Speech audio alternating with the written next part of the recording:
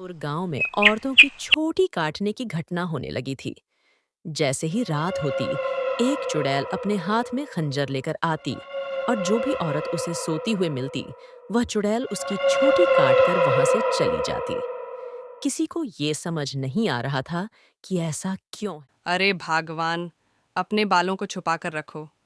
पूरे गांव में छोटी काटने की घटना बढ़ती ही जा रही है।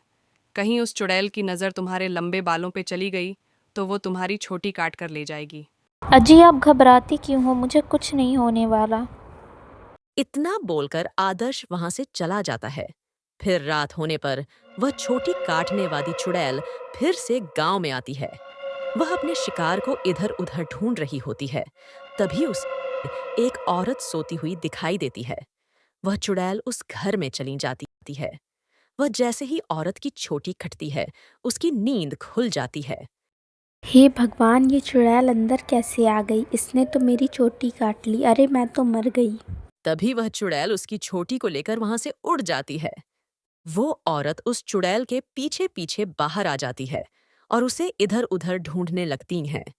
फिर वहां उस औरत का पति भी आ जाता है। मीनाक्षी, तुम इतनी रात को बाहर क्या कर रही हो?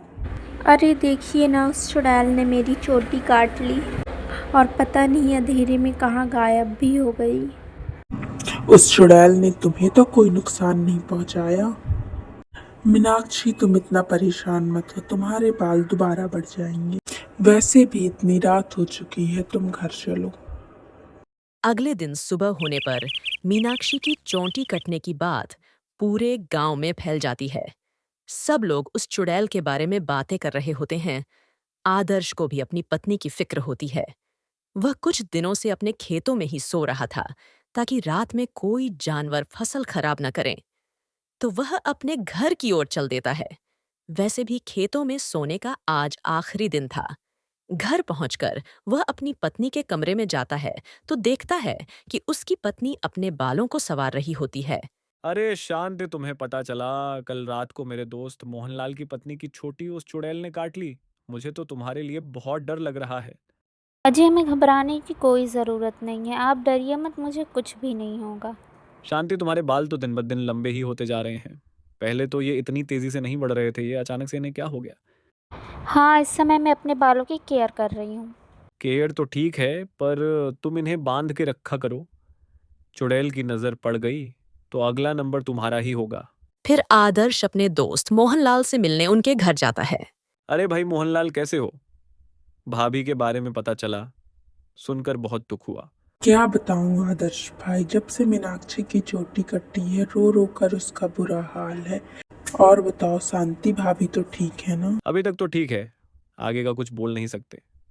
वह तो हर वक्त अपने बालों को खोल के रखती है और समझाने पर कहती हैं मुझे कुछ नहीं होने वाला। मोहनलाल से कुछ देर बात कर आदर्श वापस अपने घर आ जाता है। रात होने पर आदर्श सो रहा होता है। अचानक उसे चीख सुनाई देती है। उसकी नींद खुल जाती है। वह इधर उधर देखने लगता है। शांति कमरे में नहीं होती। वह बहुत डर जाता है। फिर वह भागकर बाहर जाता है और देखता है कि बाहर कुछ गांव वाले खड़े होते हैं। वह उनके पास जाता है। क्या हुआ भाई? ये चीख पुकार कैसी थी? क्या हुआ? सब ठीक तो है ना? अभी अभी चुड़ैल इस बेचारी की छोटी काट कर अंधेरे में गायब हो गई। जब वो घर पहुंचता है तो देखता है कि शांति अपने बालों को सहला रही होती है। वो उसे देखकर हैरान हो जाता है। शांति, तुम कहाँ चली गई थी? तुम्हें पता है अभी चुड़ैल ने फिर से किसी की छोटी काटी। क्या तुम्हें बिल्कुल भी डर नहीं लगता? शांति उसकी बातों को अनसुना कर देती है और अपने बाल सहलाती रहती है। शांति के बाल और भी लंबे हो चुके थे। ये कैसे हो सकता है? वह शांति के बाल देख घबरा जाता है। उसे समझ नहीं आता कि आखिर ये सब चल क्या रहा है। अगले दिन शांति के बालों की चर्चा पूरे गांव में फैल जाती है।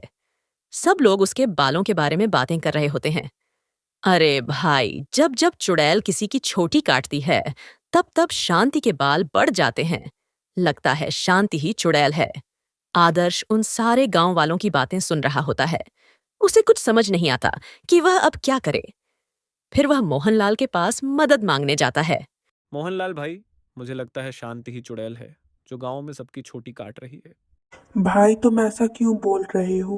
भाई जब जब किसी की छोटी कटती है तब तब शांति के बालों की लंबाई बढ़ जाती है। और कल जब चुड़ैल का हमला हुआ तब शांति कमरे में भी नहीं थी। मोहनलाल भाई तुम भी मेरे साथ मेरे घर चलो, तुम वहीं छुप जाना, फिर हम इसे रंगे हाथों पकड़ेंगे। फिर वे दोनों आदर्श के घर आ जाते हैं और मोहनलाल अलमारी के पीछे छुप जाता है। रात होने पर आदर्श सोने का नाटक करता है। तभी शांति उठती है। आदर्श भाई जल्दी उठो, देखो भाभी कहाँ जा रही है। शांति थोड़ी दूर जाते ही चुड़ैल में बदल जाती है और अपने शिकार की तलाश करने लगती है। आदर्श और मोहनलाल की आंखें फटी की फटी रह जाती हैं। थोड़ी दूर उसका पीछा करने पर चुड़ैल एक जगह पर रुक जाती है। फिर वह इधर उधर अपने शिकार की तलाश करने लगती है। तभी चुड़ैल की नजर एक घर पर पड़ती है और वह उस घर में घुस जाती है।